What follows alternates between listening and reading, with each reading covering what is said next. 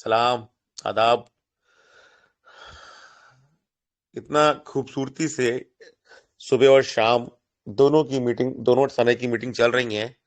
और आप सबके आने से इस मंच में और जो पॉजिटिवनेस आई है और जो बढ़ोतरी हुई है, उन सभी के लिए मैं, हमारे जितने भी गेस्ट स्पीकर्स हैं, सभी को मैं दिल से सल्यूट करता हूँ, प्रणाम करता हूँ, नमन करता हूँ।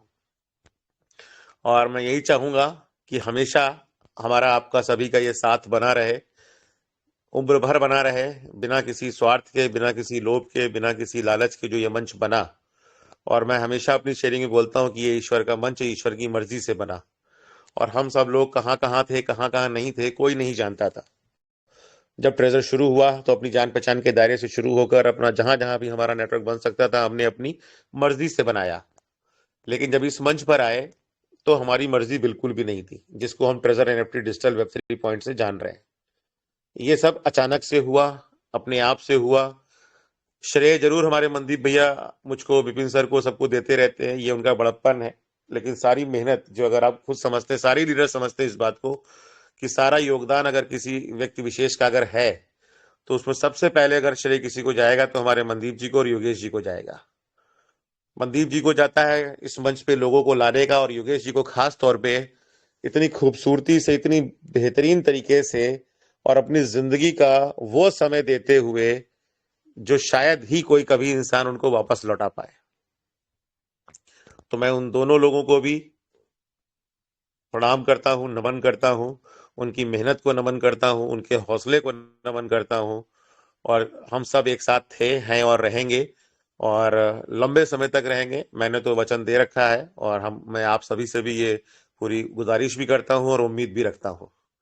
कौन साथ रहेगा, कौन नहीं रहेगा, ये सब समय के ऊपर छोड़ा जाता है, और समय ही कराता भी रहता है। बहुत सारे लोग हमारे अपने रहते हैं, लेकिन समय किस धारा में किसको बहा के ले जाता है पता नहीं चलता है।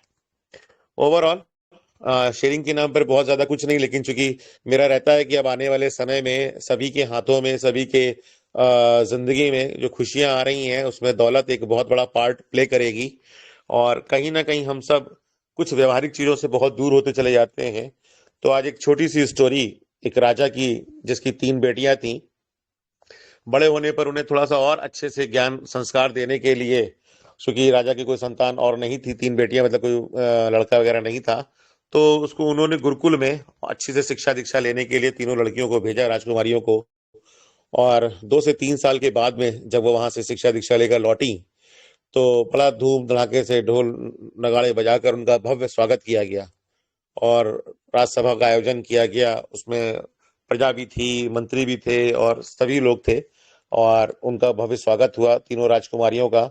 और ये देखने के लिए, मतलब उनका वेलकम तो हो ही रहा था, लेकिन राजा ने कहा कि चलो, कुछ इनसे, महामंत्री से कहा या अपने गुरु से कहा, राजगुरु से, कि आप इनका कुछ सवाल पूछिए, थोड़ा अंदाजा लगाइए या पता लगाइए कि हमारी बेटियां क्या सीख कर आई हैं, क्या ज्ञान लेकर आई हैं, और क्या ये पूरा राज्य संभालने के योग्य हुई हैं, नहीं हुई हैं। तो बोला, नहीं महाराज, आपने जहाँ भेजा था वो सब कुछ तो बहुत अच्छा ही है, और इनके अंदर भी बहुत संस्कार है, और आप भी बहुत संस्कारी हैं, अपनी प्रजा का बहुत ध्यान रखते हैं। तो क्या इनसे पूछना पाछना, इनको स्वागत है, इनका आने दीजिए। बोले, नहीं गुरुदेव, फिर भी मेरी उत्सुकता ही वश और मेरी ही जिज्ञासा वश ही आप इनसे कुछ पूछिए जरूर। तो सभी के सामने, पूरी प्रजा के सामने, पूरी सभा के सामने, तीनों राजकुमारियों से गुरु जी ने एक प्रश्न पूछा, सिर्फ एक प्रश्न, कि आप अपने पिता से कितना प्रेम करती हैं। तो जो सबसे बड़ी राजकुमारी थी, उसने कहा, जितना सूर्य धरती से करता है। अगर सूर्य नहीं तो पृथ्वी पर कुछ नहीं। तो लोगों ने खूब तालियां बजाई, खूब उनके उत्तर को सुन के बड़ा अच्छा लगा लोगों को। मंजली बेटी की बारी आई, तो उसने कहा कि जितना राजा, हमारे महाराज, अपनी प्रजा से करते हैं। इनके उस उत्तर पर भी बहुत तालियां बजी, क्योंकि राजा वाकई में अपनी प्रजा से बहुत प्यार करते थे, बहुत ध्यान रखते थे उनके सुख दुख का हर तरीके से। सबसे छोटी बेटी की बारी आई, तो उसने बहुत अलग सा जवाब दिया। कहा, जितना लोग भोजन में नमक पसंद करते हैं, मैं अपने पिता से उतना प्रेम करती हूँ। तो राजा को लगा कि दोनों बेटियों ने जो जवाब दिए थे बहुत ही सुंदर थे, बहुत अच्छे थे, बड़ी बेटियों ने। और ये छोटी बेटी, लग रहा है शायद अभी कुछ कमी रह गई है, कुछ ज्ञान इसको भी और लेना है, उत्तर पसंद नहीं आया। लोग भी अचंभित थे कि ये कैसा जवाब हुआ, बड़ा अजीब सा। लेकिन महामंत्री और गुरु सुन रहे थे और मुस्कुरा भी रहे थे। तो इतने में ही राजा ने कहा कि अभी मुझे लगता है, उसको कह रहे हैं, छोटी राजकुमारी को यहीं से विदा कीजिए और इनको अभी साल 2 साल के लिए वापस गुरुकुल भेजिए। अभी मुझे लगता है कि इनको और शिक्षा दीक्षा की आवश्यकता है। और बाकी दोनों रानियों का स्वागत करके उनको महल के अंदर ले जाया गया। और महामंत्री जब उनको छोड़ने जा रहे थे, तो गुरुजी ने भी, जब वो महल के दरवाजे से बाहर निकल रहे थे, तो उस दरवाजे पर गुरुजी ने भी उन राजकुमारी से कहा, और मंत्री ने भी कहा, महामंत्री ने भी कहा, क्योंकि महामंत्री को वहां तक जाना था, कि बेटे तुम्हारी जवाब तो बहुत सुंदर था, उसमें बहुत गहनता थी, लेकिन पता नहीं क्यों तुम्हारे पिता को नहीं समझ में आया। कोई बात नहीं, अब तुम जाओगी तो और अच्छे से और भी शिक्षा दीक्षा लेकर आओगी तो और विद्वान बनोगी, कोई बात नहीं, परेशान होने की जरूरत नहीं है, और ईश्वर तुम्हारे साथ है। तो उसने भी कहा कि और फिर हाँ, महामंत्री ने पूछा, मैं समझ नहीं पा रहा हूँ राजकुमारी, कि आपके पिता ने ऐसा क्यों किया। तो राजकुमारी ने जवाब दिया कि अक्सर जब लोग जो सुनना चाहते हैं और हमारा जवाब वैसा नहीं होता है, तो कुछ नहीं, मैं अपने पिता से प्यार करती हूँ, प्रेम करती हूँ, करती रहूंगी, और लेकिन शायद जिस जवाब को वो सुनना चाह रहे थे मैंने उस तरीके से नहीं दे पाया, तो कोई बात नहीं, ना प्रेम कम हो जाएगा, ना उनका प्रेम मेरे लिए कम हो जाएगा, ना मेरा प्रेम उनके लिए कम होगा। कोई बात नहीं, मैं और शिक्षा दीक्षा ग्रहण करूंगी, मुझे और अच्छा लगेगा, मुझे गुरुकुल में अच्छा भी लग रहा था। तो राजकुमारी वहां से चली गई और एज यूजुअल काम होने लगा। लेकिन जो महामंत्री थे और जो गुरु महाराज थे, उन दोनों की कुछ मंत्रणा हुई, और महामंत्री तुरंत रसोई कक्ष में गए और भोजन में जो मुख्य रसोइया था उससे कह दिया कि आज आप इसमें नमक मत डालिएगा। महामंत्री जो कि रोज उसमें रहते थे शामिल, इन सब चीजों की जिम्मेदारी उनके पास में थी, तो रसोइये ने वही किया। और लेकिन जब राजा के सामने वो थाल गया, उसने नमक भोजन किया, तो उसमें नमक नहीं होने के कारण अचानक से उनको क्रोध आया और उसको थाल को फेंक दिया और कहा, आज ये भोजन कैसा बना, इसमें नमक तो बिल्कुल भी नहीं है। और इतना शब्द उनके मुंह से निकलना था, उनको तुरंत अपनी सबसे छोटी बेटी की बात याद आ गई। वो तुरंत वहीं पर रोने धोने लगे। उनको अपना पश्चाताप ऐसा हुआ कि नमक शब्द सुनते ही उनको याद आ गया कि बेटी का जवाब क्या था।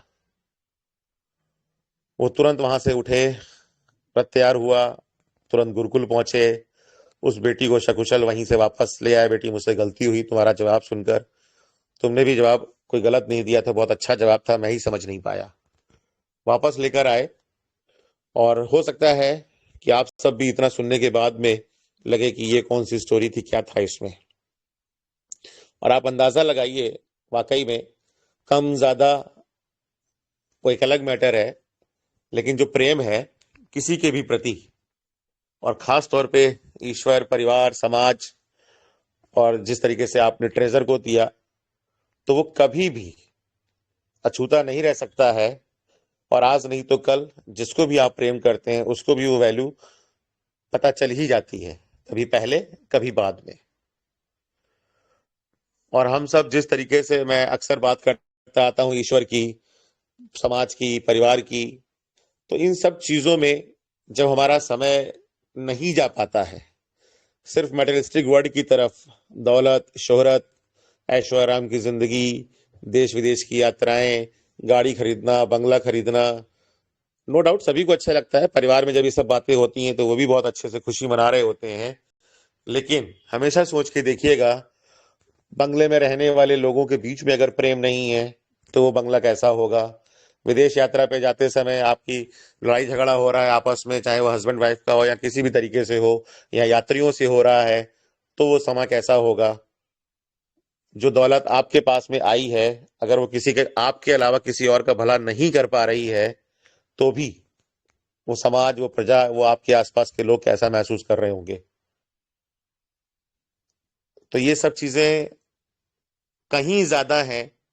और ये मंच इन सब चीजों के लिए भी बना हुआ है। और आने वाले समय में मुझे पता है, चाहे संजीव सर हो हमारे, चाहे मुकेश सर हो, चाहे हमारे तेज करण सर जी हो, और भी तमाम सारे ऐसे टेक्निकल इंफॉर्मेशन रखने वाले लोग, और बहुत सारे ट्रेडर्स भी हैं यहाँ पर जिन्होंने ट्रेडिंग का अनुभव है जिनके पास में।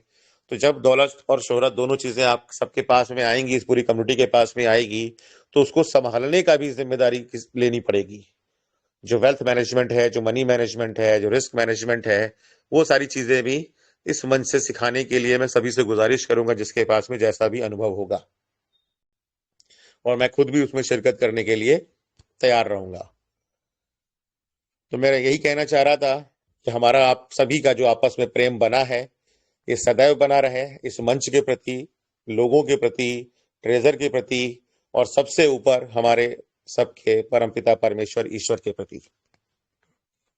तो शायद हम सब जीवन में जितना सफल होंगे या कभी असफल भी हो रहे होंगे, तो उस प्रेम की ताकत की बदौलत हम अपनी मंजिल को पार करेंगे और उन सब चीजों को जरूर पाएंगे जो हम पाना चाहते हैं। क्योंकि फ्रस्ट्रेशन या किसी भी चीज में तभी आ पाता है जब आपके दिल और दिमाग से ऐसी व्यवहारिकताएं, चीजें गायब हो रही होती हैं। निराशाजनक चीजें तभी आप पर हावी हो रही होती हैं जब सकारात्मकता आपसे दूर हो रही होती है। और करने के लिए कुछ और नहीं है, वो सिर्फ और सिर्फ आपका अपना ही काम है कि जब आप बोलते हो कि नहीं, मेरा जन्म जीतने के लिए हुआ है, मैं सफल होके रहूंगा, इस तरीके की बातें जब आप करते हैं, और वहीं पर आप ये सोच सकते हैं, अरे ये क्या हुआ, अमूल सर ने तो मेरा जीवन बर्बाद करके रख दिया, अरे ट्रेजर ने तो मेरी जिंदगी बर्बाद कर दी। दोनों तरीके की विचारधाराएं आप ही के दिमाग में आती हैं। किस विचारधारा के साथ जीवन आपको जीना है, ये आपको तय करना है। अगर एक बार को लग भी जाए तो भी आपको यही बोलना है, नहीं, जो हो रहा है वो ईश्वर की मर्जी से हो रहा है, जो होगा वो भी ईश्वर की मर्जी से होगा। मैं अपने कर्मों के हिसाब से अब आगे बढ़ रहा हूं, और आज अगर मेरे साथ कुछ गलत हो रहा है, कोई बात नहीं, ईश्वर ने मेरे लिए कुछ बहुत अच्छा सोच रखा है।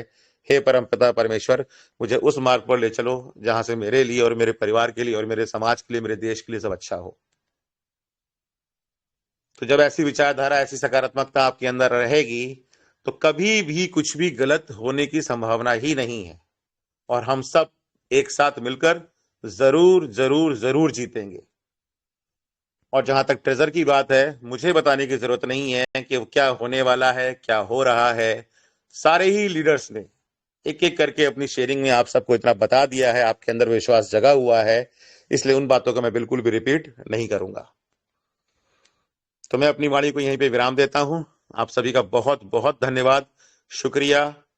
आप सब हमारा उत्साह वर्धन करने के लिए, हमारी ताकत बनने के लिए, हमारे पूरा एडमिन पैनल, हमारी कोर टीम और एक एक पार्टिसिपेंट्स जो इस समय मंच पर मौजूद है 7:30 बजे से लेकर 11 बजे तक, वो सिर्फ इस बात के लिए कि हम सबका जीवन में जो खुशियां हैं वो एक साथ आएंगी। जो दुख का समय है वो बीत चुका है, बहुत मामूली सा समय जो कुछ भी रह गया है, थोड़ा बहुत, 1 दिन 2 दिन 4 दिन 5 दिन 10 दिन 15 दिन, वो सब भी हंसते मुस्कुराते और ऐसी ही मीटिंग्स करते हुए बीत जाएगा। और हम लोग जरूर एक बार फिजिकल मीटिंग्स करके जगह जगह जरूर मिल रहे होंगे और एक दूसरे को मिठाइयाँ खिला रहे होंगे, फूल गुलदस्ते ये सब चीजें दे रहे होंगे, हार पहना रहे होंगे, कभी गले मिल रहे होंगे, किसी को चरण स्पर्श कर रहे होंगे, किसी को गिफ्ट दे रहे होंगे। वो समा भी जरूर जरूर जरूर आएगा। सुबह की मीटिंग में आप सभी लोगों से फिर से मुलाकात होगी। तब तक के लिए शुभ रात्रि, शबा खैर, स्वस्थ रहें, मस्त रहें। ईश्वर की असीम कृपा आप सभी पर हमेशा बनी रहे, आपके परिवार पर सदैव बनी रहे, आपका जीवन सदैव खुशहाल हो। आप सभी से सुबह फिर मुलाकात होगी, तब तक के लिए आपको बहुत बहुत बहुत बहुत धन्यवाद।